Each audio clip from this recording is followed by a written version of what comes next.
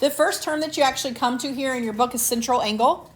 A central angle has the center of the circle as its vertex, and its sides contain 2 radii of the circle. All right, so in this case, a central angle would be like angle 1. So the angle that is made up right here. The vertex of the angle is the center, and the rays that would normally keep going are the radius.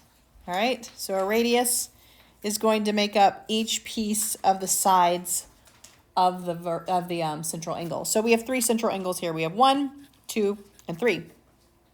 These are all the central angles they show in this particular circle. What should they all add up to? What's the circle? 360. And so these adjacent central angles should always add up to 360 because the central angle is a part of a circle. So all of the central angles in a circle should make up a whole circle, 360. This is where this particular concept comes from. The sum of the measures of the central angles of a circle with no interior points in common is called 360, meaning I cannot add angle 3 and then say plus angle 1 plus angle 2 plus I'm going to create this other angle that goes across both of them. It means that if they don't cross over, meaning they're adjacent, they'll always add up to 360. All right?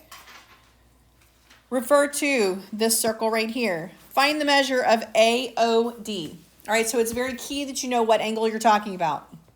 All right? So if I'm talking about angle AOD, all right? They want the measure of the angle. 25x is what they've given me. All right? I have 25x. What should this one be? EOB. What should this be?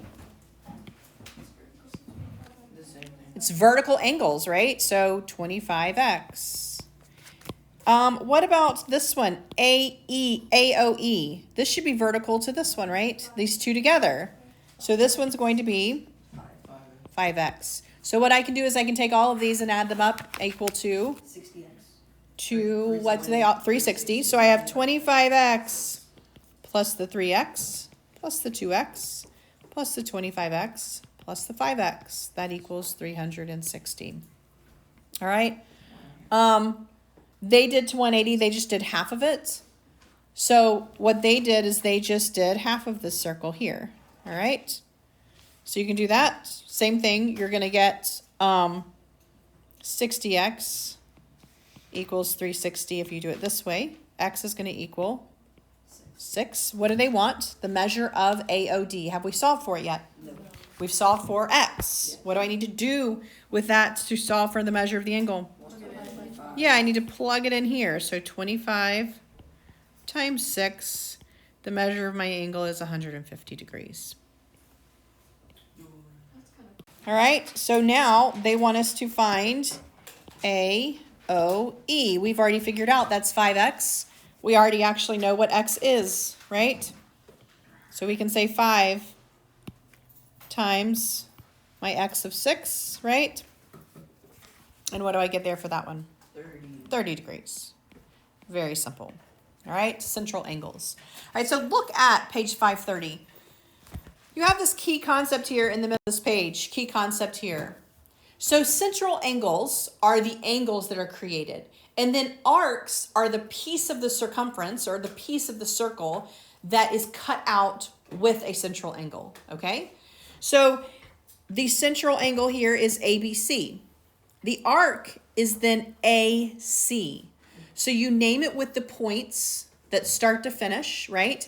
And then you have this little arc notation above it, all right? So the central angle is ABC. The arc that is created here is AC. This is called a minor arc, all right? A minor arc. The measure of a central angle that is less than 180 degrees. Here's your definition for minor arc right here. The measure of a central angle that is less than 180, all right? Then we have a major arc. A major arc.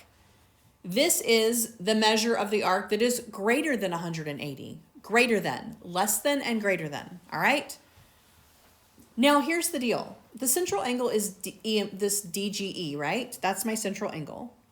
Well, how do I know if I'm talking about ED or ED, right? You'll notice they gave me 3 points, all right? So if you have a major arc, you want to include another point around the circle to tell them, I'm not just going straight the shortest distance to D here around this circle. I actually want you to go D to F to E. So order matters when you are putting 3. It doesn't, now I could say E, F to D and that would be the same one, but I couldn't say D, E to F. That would actually be a different arc. Okay? So I have to go the endpoints, yes, and then a guy that's in between them. All right, so D, F to E represents a major arc. It is greater than 180. And then we have another special one, exactly 180. Those are called semicircles. We are familiar with those. Half a circle is 180. In an arc, that half a circle is 180. You notice they indicated it with 3 as well, because you have 2 semicircles here. You have JKL and you have JML. So those are 2 different semicircles. So you do need to indicate which one you're talking about by the letters that you give me. This first one, in the same or incongruent circles, 2 arcs are congruent if and only if their corresponding central angles are congruent. So your arcs are congruent if the angles that make them up are congruent. All right? Arc addition postulate. If you add 2 adjacent arcs, then the large arc that is formed has the same measure as the sum of the 2. All right? Just like adjacent angles, just like adjacent line segments. All right?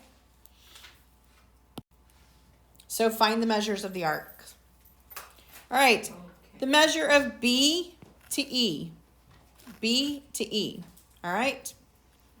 So, if I want to find the measure of B to E in degrees, so there's 2 ways to solve for measure of arc. And if they do length of arc, then they're talking about something different. So measure of arc from B to E. Well, what do I know? DFA, they've given me 50. What do I know about BFE? It is vertical. It is 50. So the measure then of BE, the arc, is going to be 50. You list the measure of the arc, the angle that creates it. All right? CBE. CBE. I just found this part. What do I know about this part? It's what? 90. Adjacent arcs, I can just add them. So I would say 90 plus 50, right? This one would be 140. All right, and then the last one here. The last one wants A to C all the way to E. Well, if I go from A to C all the way to E, A to B is how much? This is what type of arc? Semicircle. So I know that part's 180, right? And then I've already solved for this part. What was this part? 50. So I'm going to say 230 here. All right. If I wanted to find the measure of the central angle of each category, they're telling me a percentage of the pie. All right.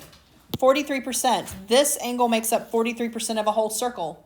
How do I find the angle then? What's a whole circle? 360. So 43% times 360. This is 154.8 degrees. 4% of a whole circle. 4% of 360. All right. So when they give me a percentage, they're not giving me an angle measurement. They're telling me how much of an entire circle I have. All right. And so if I wanted to know the angle measurement, I would multiply by an entire circle, 360. And this is where we move towards the next little thing here, which is arc length. Arc length. All right. So with arc length, not arc measure. All right. Arc measure means what angle measure makes it up. Okay. Arc length means if I were to take that arc and stretch it out like a string, how long would it be? All right. And so I have a piece of an entire circle. I already know how to find the length around an entire circle. How do I find the length around an entire circle? Yeah, I have the circumference, right, times diameter pi. All right? That's called formula, right? Or 2 pi r if they give me the radius. So if I then want to know how long the arc is, I need to know what percentage of that whole circle I have. All right? In this case, I have 120 degrees. I have 120 degrees out of how many degrees? Out of 360. That is how much I have of that entire circle, 120 of 360. So if I multiply that percentage of the circle times the entire circumference, then I know how long just the arc is. So what is the entire circumference of this particular one? How long is my radius? So I have 2 times pi times 15. So if I take the percentage of the circle that I have and multiply it by the entire circumference, I will know how long just that piece is, the arc that's created. And that's where they get this formula here. So if they look before it, the degree measure of the arc over the entire amount, 360, multiplied by the circumference will give you the length of the arc measure, the arc length. All right? Easy enough.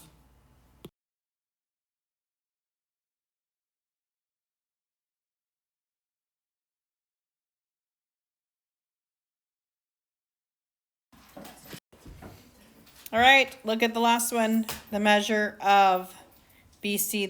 They want the actual degree here, not the formula.